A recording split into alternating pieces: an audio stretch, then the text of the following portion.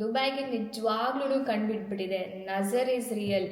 2 weeks ಇಂದ ನಮ್ಮ ಮೇಲ್ಗಡೆ ಮಿಸೈಲ್ ಮತ್ತೆ ಡ್ರೋನ್ ಓಡಾಡ್ತಿರೋದು ಮತ್ತೆ ಇಂಟರ್ಸೆಪ್ಟ್ ಆಗ್ತಿರೋದು ಶಬ್ದ ಕೇಳಿಸ್ತಾ ಇದೆ. TRPಗೋಸ್ಕರ, ಬ್ರೇಕಿಂಗ್ ನ್ಯೂಸ್ಗೋಸ್ಕರ, ನ್ಯೂಸ್ ಚಾನೆಲ್ಸ್ನ ಗ್ಲೋರಿಫೈ ಮಾಡೋಕ್ಕೋಸ್ಕರ ಇಲ್ಲಿ ಯಾರು ಮನೆಯಲ್ಲಿ ಹೌಸ್ ಅರೆಸ್ಟ್ ಆಗಿ ಮನೇಲಿ ಕೂತ್ಕೊಂಡಿಲ್ಲ. ವಾರ್ ಆಫ್ ಆಟ್ರೇಷನ್ ಅಂತ ಕರೀತಾರೆ. ಮದರ್ ಇನ್ ಲಾ ಅಂತೂ ಅಳ್ಕೊಂಡೇ ಫೋನ್ ಮಾಡ್ಬಿಟ್ಟಿದ್ರು. ಏನ್ ನಡೀತಾ ಇದೆ ಅಲ್ಲಿ, ಬುರ್ಜ್ ಖಲೀಫಾ ಬಿದ್ದೋಗಿದ್ಯಂತೆ, ಬಾಂಬ್ ಹಾಕ್ಬಿಟ್ಟಿದಾರೆ ಅಂತ. ಇಮ್ಯಾಜಿನ್ ನಾವು ಬೇರೆ ಕಂಟ್ರಿಯಲ್ಲಿದ್ದು ಇಷ್ಟೊಂದೆಲ್ಲ ಅವರು ಮಿಸೈಲ್ಸ್ ಮತ್ತೆ ಡ್ರೋನ್ಸ್ ಹಾಕಿದ್ರೆ. ಹಲೋ ನನ್ನ ಪ್ರೀತಿಯ ಕನ್ನಡಿಗರೇ, welcome back to my channel. ಯಾರೆಲ್ಲ ನನ್ನ ಚಾನೆಲ್ನ ಹೊಸದಾಗಿ ನೋಡ್ತಾ ಇದ್ದೀರಲ್ಲ, ನನ್ನ ಹೆಸರು ಗೌರಿ ಪ್ರವೀಣ್. ನಾನು ದುಬೈನ ಕನ್ನಡ ಬ್ಲಾಗ್ಸ್ ಮಾಡ್ತೀನಿ. ಸೊ ನೀವೆಲ್ಲ ಖುಷಿಯಾಗಿದ್ದೀರಾ, ಆರೋಗ್ಯವಾಗಿದ್ದೀರಾ ಅಂತ ನಾನು ಅಂದ್ಕೊಂಡಿದ್ದೀನಿ. ನಿಮ್ಮ ಆರೋಗ್ಯ ನೋಡ್ಕೊಳ್ಳೋದು very important guys. So please take care of your health. ದುಬೈಯಲ್ಲಿ ಬಾಂಬ್ ಹಾಕ್ಬಿಟ್ಟಿದಾರಂತೆ, ಬುರ್ಜ್ ಖಲೀಫಾ ಕುಸಿದೋಗ್ಬಿಟ್ಟಿದೆಯಂತೆ, ಜನದ ಜೀವನ ಅಸ್ತವ್ಯಸ್ತ ಆಗ್ಬಿಟ್ಟಿದೆಯಂತೆ, ಈ ಪ್ರವಾಸಿಗರಿಗೆ ಎಲ್ಲಿ ಕಷ್ಟ ಆಗ್ಬಿಟ್ಟಿದೆಯಂತೆ. ಹಲೋ ಗೌರಿ, ಹೇಗಿದ್ಯಾ? ನಾನ್ ಚೆನ್ನಾಗಿದ್ದೀನಿ. ಸೇಫ್ ಆಗಿದ್ಯಾ? ದುಬೈ ಸೇಫ್ ಆಗಿದ್ಯಾ? ಏನ್ ಟಿವಿಲೆಲ್ಲ ನೋಡಿ ತುಂಬಾ ಭಯ ಆಗ್ತಿದೆ. ಏರ್ಪೋರ್ಟ್ಗೆಲ್ಲ ಏನೋ ಬಾಂಬ್ ಹಾಕಿದಾರಂತೆ, ಶಾರ್ಟೇಜ್ ಅಂತೆ, ಒಂದು 8 days ಮಾತ್ರ ಇರುತ್ತಂತೆ, ಇನ್ನೆಲ್ಲ ಖಾಲಿ ಆಗ್ಬಿಡುತ್ತಂತೆ. ನಿಜನಾ? ಇನ್ನೇನೇನ್ ಬರ್ತಾ ಇದೆ ನ್ಯೂಸ್ ಚಾನೆಲ್ ಅಲ್ಲಿ? ಅದೇ ಡೈಲಿ ಏನೇನ್ ಬೇಕಾಗತ್ತಲ್ಲ ಸಾಮಾನುಗಳು ಮನೆಗೆ, ಅದೆಲ್ಲ ಖಾಲಿ ಆಗ್ತಿದೆ. 8 days ಆಗಸ್ಟ್ ಇದೆ ಅಂತ ಅಷ್ಟೇ ಅಂತ ಎಲ್ಲ ಮಾಲ್ಗಳು ತೋರಿಸ್ತಾರೆ, ಅಲ್ಲಿ ಖಾಲಿ ಆಗಿರೋ ಶೆಲ್ಫ್ ತೋರಿಸ್ತಾರೆ. ನನ್ಗೆ ನಿಜವಾಗ್ಲೂ ಭಯ ಆಗ್ತಿದೆ, ಅದಕ್ಕೆ ಫೋನ್ ಮಾಡಿದ್ದು. ಅವ್ರಗಳಿಗೆಲ್ಲ ಏನ್ ಬೇರೆ ಕೆಲಸ ಇಲ್ವಂತ ಟಿವಿ ಚಾನೆಲ್ಸ್ ಅವ್ರಿಗೆ? ಅಲ್ಲಿ ಇಂಡಿಯಾದಲ್ಲಿ ಅಷ್ಟು ಕಷ್ಟಗಳು ನಡೀತಾ ಇದೆ ಎಲ್ಲ ಹಳ್ಳಿಗಳಲ್ಲಿ, ಎಲ್ಲ ಸಿಟಿಗಳಲ್ಲೂ. ಅದನ್ನ ತೋರ್ಸದ್ ಬಿಟ್ಟು ಇಲ್ದೇ ಇರೋರ ತೋರಿಸ್ತಾ ಇದಾರೆ. ನೀವು ಟಿವಿ ನ್ಯೂಸ್ ಚಾನೆಲ್ ನೋಡ್ಬೇಡಿ. TRPಗೋಸ್ಕರ, ಬ್ರೇಕಿಂಗ್ ನ್ಯೂಸ್ಗೋಸ್ಕರ, ನ್ಯೂಸ್ ಚಾನೆಲ್ಸ್ನ ಗ್ಲೋರಿಫೈ ಮಾಡೋಕ್ಕೋಸ್ಕರ ಎಲ್ಲ ನ್ಯೂಸ್ ಚಾನೆಲ್ಸಲ್ಲಿ ಹಾಕ್ತಾ ಇದ್ದಾರೆ. This is very very very wrong. So ನಾನು ಈ ವಿಡಿಯೋ ಮಾಡ್ತಿರೋ ಉದ್ದೇಶ ಏನಂದರೆ, ನಾನು ಈ ವರ್ಲ್ಡಿಗೆ ತಿಳಿಸ್ಕೊಡ್ಬೇಕು ಇಲ್ಲಿ ಏನು ರಿಯಾಲಿಟಿ ನಡೀತಾ ಇದೆ. TV ಚಾನೆಲ್ಸಲ್ಲಿ ಏನೇನು ಹಾಕ್ತಾ ಇದ್ದಾರಲ್ಲ, 50 ಔಟ್ ಆಫ್ 100% 50% ಫೇಕ್ ನ್ಯೂಸ್ ಆಗ್ತಾ ಇದ್ದಾರೆ. ಫ್ಯಾಮ್ಲಿ ಫೋನ್ ಮಾಡಿಬಿಟ್ಟು, ಅಯ್ಯೋ ನ್ಯೂಸಲ್ಲಿ ಈ ಥರ ಬರ್ತಾ ಇದೆ, ನ್ಯೂಸಲ್ಲಿ ಆ ಥರ ಬರ್ತಾ ಇದೆ, ಹೆಂಗಿದ್ದೀರಾ ನೀವು, ಏನು ನಡೀತಾ ಇದೆ ಅಲ್ಲಿ? ನನ್ನ ಮದರ್ ಇನ್ ಲಾ ಅಂತೂ ಅಳ್ಕೊಂಡೇ ಫೋನ್ ಮಾಡಿಬಿಟ್ಟಿದ್ರು. ಏನು ನಡೀತಾ ಇದೆ ಅಲ್ಲಿ, ಬುರ್ಜ್ ಖಲೀಫಾ ಬಿದ್ದೋಗಿದ್ಯಂತೆ, ಬಾಂಬ್ ಹಾಕ್ಬಿಟ್ಟಿದಾರಂತೆ ಅಲ್ಲಿ ಅಂತ. ಸೊ ಜನಕ್ಕೆ ನಿಜವಾಗ್ಲೂ ರಿಯಾಲಿಟಿ ಏನು ನಡೀತಾ ಇದೆ ಅಂತ ಗೊತ್ತಾಗ್ತಾ ಇಲ್ಲ. ಜನಕ್ಕೆ ಅಂದ್ಕೊಂಡಿದ್ದಾರೆ ಈ ಹೊರದೇಶದವರೆಲ್ಲ, ನಾವು ಇನ್ಫ್ಲುಯೆನ್ಸರ್ಸು ಮತ್ತು ಇಲ್ಲಿರೋರಿಗೆ ದುಬೈ ಗೌರ್ಮೆಂಟ್, UAE ಗೌರ್ಮೆಂಟ್ ದುಡ್ಡು ಕೊಟ್ಟು ನಾವು ಚೆನ್ನಾಗಿದ್ದೀವಿ ಅಂತ ಹೇಳಿಸ್ತಾ ಇದ್ದಾರೆ ಅಂತ.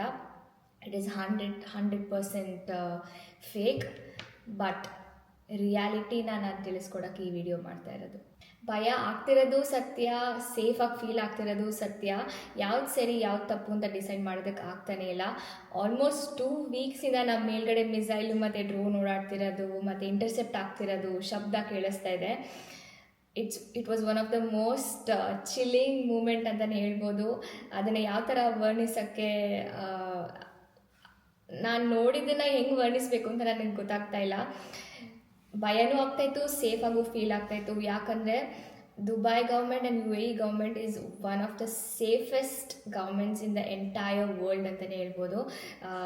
ಇಷ್ಟೆಲ್ಲ ಆದಮೇಲೂ it has retain that position, ಬಿಟ್ಕೊಟ್ಟಿಲ್ಲ.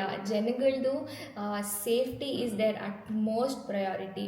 ಇದುವರೆಗೂ Fairmont hotel, Dubai international airport, ಆಮೇಲೆ US ಕಾನ್ಸುಲೇಟ್ಗೆ ಡ್ಯಾಮೇಜ್ ಆಗಿದೆ ಡೈರೆಕ್ಟಾಗಿ ಡ್ರೋನ್ ಮತ್ತು ಮಿಸೈಲ್ ಹೊಡೆದು.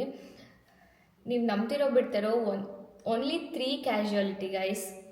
Out of around 1110 Iranian drones, 190+ missiles, 8 cruise ಮಿಸೈಲ್ಸ್ನ intercept ಮಾಡಿ ನಮ್ಮ UAE ಗೌರ್ಮೆಂಟು ನಮ್ಮನ್ನ ಸೇಫ್ ಮಾಡಿದೆ. ಇಮ್ಯಾಜಿನ್ ನಾವು ಬೇರೆ ಕಂಟ್ರಿಯಲ್ಲಿದ್ದು ಇಷ್ಟೊಂದೆಲ್ಲ ಅವರು ಮಿಸೈಲ್ಸು ಮತ್ತು ಡ್ರೋನ್ಸ್ ಹಾಕಿದ್ರೆ ನಮ್ಮ ಪರಿಸ್ಥಿತಿ ಏನಾಗೋದು. Really we feel so lucky, very very lucky to be in this country. ಹೌದು, ನಾವು ಹುಟ್ಟಿದ ದೇಶ ಬಿಟ್ಟು ನಾವು ಈ ಕರ್ಮಭೂಮಿಗೆ ಬಂದಿದ್ದೀವಿ. ಅಂದ್ರೂ ಅವ್ರ ಜನನೂ ಕಾಪಾಡಿ, ನಮ್ಮ ಜನನೂ ಕಾಪಾಡಿ ನಮ್ಮನ್ನ ಸೇಫ್ ಗಾರ್ಡ್ ಮಾಡಿದ್ದಾರೆ ಇವತ್ತು. We feel very very safe and proud to be in such a country ಅಂತಲೇ ಹೇಳ್ಬೋದು. ಅದೆಲ್ಲ ನಮ್ಮ ಮೇಲ್ಗಡೆ ಆಗ್ತಾ ಇದ್ರು ಕೆಳಗಡೆ ಇಲ್ಲಿ ಪಾರ್ಕ್ಸಲ್ಲಿ ಮಕ್ಕಳು ಓಡಾಡ್ತಾ ಇದ್ದಾರೆ, ಆಟ ಆಡ್ತಾ ಇದ್ದಾರೆ, ಜನಗಳು ಕೆಲ್ಸಕ್ಕೆ ಹೋಗ್ತಾ ಇದ್ದಾರೆ, ರೋಡ್ಗಳಲ್ಲಿ ಕಾರ್ಸ್ ಓಡಾಡ್ತಾ ಇದ್ದಾವೆ. ಆಮೇಲೆ ಜನಗಳು ಮಾಲಿಗೆ ಹೋಗಿ ಶಾಪಿಂಗ್ ಮಾಡ್ತಾ ಇದ್ದಾರೆ ಗೈಸ್. ನನಗಂತೂ ಇದು ಕೇಳಿ ಸಿಕ್ಕಾಪಟ್ಟೆ ಶಾಕ್ ಆಗೋಯ್ತು. ಇಲ್ಲಿ ಯಾರು ಮನೆಯಲ್ಲಿ ಹೌಸ್ ಅರೆಸ್ಟ್ ಆಗಿ ಮನೇಲಿ ಕೂತ್ಕೊಂಡಿಲ್ಲ, ಎಲ್ಲರೂ ಅವ್ರವ್ರ ಕೆಲಸ ಮಾಡ್ತಾ ಇದ್ದಾರೆ, ಶಾಪಿಂಗ್ ಮಾಡ್ತಾ ಇದ್ದಾರೆ, ಕಾಫಿ ಶಾಪಲ್ಲಿ ಕಾಫಿ ಕುಡಿತಾ ಇದ್ದಾರೆ. So life is going on. ಯಾರೂ ಅವ್ರ ಲೈಫ್ನ ಸ್ಟಾಪ್ ಮಾಡಿಲ್ಲ, ಅವ್ರ ಪಾಡಿಗೆ ಅವರಿದ್ದಾರೆ, ಎಲ್ಲಿ ಬೇಕೋ ಅಲ್ಲಿ ಹೋಗ್ಕೊಂಡಿದ್ದಾರೆ. ಬಟ್ ಏನಾದರೂ ಮಿಸೈಲ್ ಮೇಲೆ ಹೋಗ್ತಾ ಇದ್ರೆ UAE ಗೌರ್ಮೆಂಟು ನಮ್ಗೆ ಫೋನಲ್ಲಿ ಒಂದು ನೋಟಿಫಿಕೇಶನ್ ಕಳಿಸ್ತಾರೆ. ಒಂದು ನಿಮಿಷ ತೋರಿಸ್ತೀನಿ ರೀ ನಿಮಗೆ. ನೋಡಿ, ಇಲ್ಲಿ public safety alert, please be safe ಅಂತ ಕಳಿಸ್ತಾರೆ. ಫಸ್ಟು ಮಿಸೈಲ್ಸ್ ಏನಾದರೂ ಇಂಟರ್ಸೆಪ್ಟ್ ಆಗ್ತಾ ಇದ್ರೆ, ಇಂಟರ್ಸೆಪ್ಟ್ ಆಗಿ ಎಲ್ಲದೂ ನಾರ್ಮಲ್ ಸ್ಟೇಟಿಗೆ ಬಂದಾಗ, thank you for your cooperation, we reassure you that the situation is currently safe. So ಏನಾದರೂ ಮಿಸೈಲ್ ಇಂಟರ್ಸೆಪ್ಟ್ ಆದಾಗ ನಮಗೆ ಮನೇಲಿರಿ, ಎಲ್ಲೂ ಓಡಾಡಬೇಡಿ, ಶೆಲ್ಟರ್ ತೊಗೊಳ್ಳಿ ಅಂತ ಹೇಳ್ತಾರೆ. ಅದಾದಮೇಲೆ thank you for your cooperation, ನಿಮ್ಮ ಕೆಲಸನ ನೀವು ಮುಂದುವರಿಸಿ ಅಂತ ಒಂದು ಮೆಸೇಜ್ ಬರುತ್ತೆ every time. So we are so safe here. ಆಚೆ ಕಡೆ ದೇಶಗಳು ಪೋಟ್ರೆ ಮಾಡೋ ಥರ ಇಲ್ಲಿ ಏನೂ ನಡೀತಾ ಇಲ್ಲ. ಬೆಸ್ಟ್ ಪಾರ್ಟ್ ಈಸ್ ಎಲ್ಲರೂ ಇಲ್ಲಿರೋರು ಯಾರೂ ಕಂಪ್ಲೇಂಟ್ ಮಾಡ್ತಾ ಇಲ್ಲ ಗೈಸ್, ನಮಗೆ ಕಷ್ಟ ಆಗ್ತಾ ಇದೆ ಅಂತ. ಹೊರ ದೇಶದವರು ಕುತ್ಕೊಂಡು ಕಂಪ್ಲೇಂಟ್ ಮಾಡ್ತಾ ಇರೋದು ಈ ದೇಶದ ಬಗ್ಗೆ. ಯಾಕಂದರೆ they are so jealous, they are so I don't know ಏನು ಹೇಳ್ತಾರೆ ಅಂತ.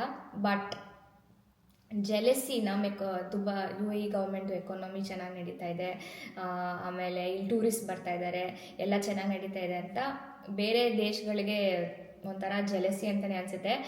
ನಾನೇನು ಅಂದ್ಕೊಂಡೆ ಗೊತ್ತಾ, ದುಬೈಗೆ ನಿಜವಾಗ್ಲೂ ಕಂಡುಬಿಟ್ಬಿಟ್ಟಿದೆ, ನಜರ್ ಈಸ್ ರಿಯಲ್ ಅಂತಲೇ ಅಂದ್ಕೊಂಡೆ. If it had to happen it will happen. But ಇದಿಷ್ಟೆಲ್ಲ ಆದಮೇಲೂ ಕಂಟ್ರಿ ಯಾವ ಥರ ಮುಂದೆ ಬರುತ್ತೆ, how is the situation the next day morning ಅನ್ನೋದೇ ಇಂಪಾರ್ಟೆಂಟ್ ಆಗೋದು. ಮನೇಲೇ ಇರಿ, ಕಷ್ಟ ಆಗ್ತಾ ಇದೆ, ನಾವು ನಿಮ್ಮನ್ನ ನೋಡ್ಕೊಳಕ್ಕಾಗಲ್ಲ, please go back to your country, never come back to our country ಅಂತೆಲ್ಲ ಈ ದೇಶದವ್ರು ಹೇಳ್ಬಿಟ್ಟಿದ್ರೆ ನಮ್ಮ ಪರಿಸ್ಥಿತಿ ಅಂತೂ ತುಂಬಾ ವೆರಿ ಬ್ಯಾಡ್ ಸಿಚುಯೇಷನ್ ಆಗಿರೋದು. ಬಟ್ ನಮ್ಮನ್ನ ಸೇಫ್ ಗಾರ್ಡ್ ಮಾಡಿಕೊಂಡು, ಇಡೀ ಕಂಟ್ರಿನ ಸೇಫ್ ಗಾರ್ಡ್ ಮಾಡಿಕೊಂಡು ಅವರು ಪ್ಲಸ್ ಮಿಸೈಲ್ಸು ಏನು ಇಂಟರ್ಸೆಪ್ಟ್ ಮಾಡುತ್ತಲ್ಲ, ಅದು ಯಾವುದೂ ಚೀಪಾಗಿ ಸಿಗೋದಿಲ್ಲ guys. It's around millions of dollars. But ಅವರು they chose to protect every single person staying in this country. So which is the most respectful way of treating residents and expats. And ಇನ್ನೊಂದೇನಪ್ಪ ಅಂದರೆ, Iranian drones ಇದೆಯಲ್ಲ, one Iranian drone which is about $30,000 and around $30,000 na intercept ಮಾಡೋದಕ್ಕೆ around $1 to $2 million ಮಿಸೈಲ್ಸ್ನ use ಮಾಡ್ತಾ ಇದ್ದಾರೆ. Imagine ಎಷ್ಟು spend ಮಾಡ್ತಾ ಇದ್ದಾರೆ ಅವ್ರ ಕಂಟ್ರಿಗೋಸ್ಕರ ಆ್ಯಂಡ್ ಅವ್ರ ಜನಕ್ಕೋಸ್ಕರ. They have shot around 1,110 drones. Imagine ಅವ್ರು ಎಷ್ಟು ಸ್ಪೆಂಡ್ ಮಾಡಿದ್ದಾರೆ ಇದುವರೆಗೂ ಅಂತ. So we are grateful and thankful to this country. Iran ಈ ಅಟ್ಯಾಕ್ನ ಇನ್ವೇಷನ್ ಆಫ್ ಇರಾಕ್ ಟೈಮಿಂದನೂ ಪ್ಲ್ಯಾನ್ ಮಾಡ್ಕೊಂಡು ಬರ್ತಾ ಇದ್ದಾರೆ. ಇದನ್ನು ವಾರ್ ಆಫ್ ಆಟ್ರಿಷನ್ ಅಂತ ಕರೀತಾರೆ. ಹಿಂಗಂದರೆ ಇರಾನ್ ಅಥವಾ US ಒಬ್ರಿಗೊಬ್ರು ಕಾಲು ಎಳಿತಾರೆ, ಆಮೇಲೆ ಲಾಸ್ಟಲ್ಲಿ ಯಾರಾದರೂ ಸರೆಂಡರ್ ಆಗಲೇಬೇಕು ಅನ್ನೋ ಒಂದು ಪರಿಸ್ಥಿತಿ ಬಂದ್ಬಿಡುತ್ತೆ. ಆ್ಯಂಡ್ ಒನ್ ಕಂಟ್ರಿ ವಿನ್ ಆಗೋದು ಯಾವಾಗ ಗೊತ್ತಾ, ಅಪೋಸಿಷನ್ ಪಾರ್ಟಿ ಅವ್ರ ಸೋಲ್ಜರ್ಸ್ನ, ಪೊಲಿಟಿಕಲ್ ಸ್ಟೆಬಿಲಿಟಿನ ಮತ್ತು ಅವ್ರ ವೆಪನ್ಸ್ನ ಕಳ್ಕೊಂಡಾಗ. ಬೇಸಿಕಲಿ USA ಮತ್ತು ಇಸ್ರೇಲ್ದು ಪ್ಲ್ಯಾನ್ ಏನಂದರೆ, ಆದಷ್ಟು ಬೇಗ ಇರಾನ್ದು ಇನ್ಫ್ರಾಸ್ಟ್ರಕ್ಚರ್ನ ಕೊಲ್ಯಾಪ್ಸ್ ಮಾಡಿ ಅವ್ರು ಹೋಗಿ ಕಬ್ಜಾ ತೊಗೊಳೋದಕ್ಕೆ ಇರಾನ್ನ. ಬಟ್ ಇರಾನ್ ಅದಾಗೋಕ್ಕೆ ಬಿಡ್ತಾ ಇಲ್ಲ, ಕಷ್ಟ ಕೊಡ್ತಾ ಇದ್ದಾರೆ. It is their right to protect their country ಅಲ್ವಾ. Every country is right to protect its people and its infrastructure. So that's what they are doing. So Iran ಯಾವ ಥರ ಕಂಟ್ರೋಲ್ ಮಾಡ್ತಾ ಇದೆ ಅಂದರೆ, ಇಟ್ಸ್ USA ಅವ್ರಿಗೆ ಕಾಸ್ಟ್ಲಿ ಅಫೇರ್ ಆಗ್ತಾ ಇದೆ. Every missile is costing so much of billions of dollars and also every interception is costing so much of money. And ಅವ್ರದ್ದು I know USA's economy is one of the best economies in the world, but ಅಂದ್ರೂ ಅವ್ರಿಗೂ ಹೊಡೆತ ಬೀಳ್ತಾ ಇದೆ.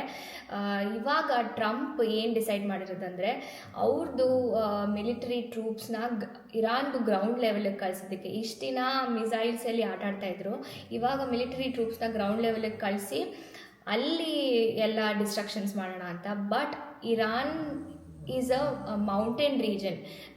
Full Iran is completely mountain area.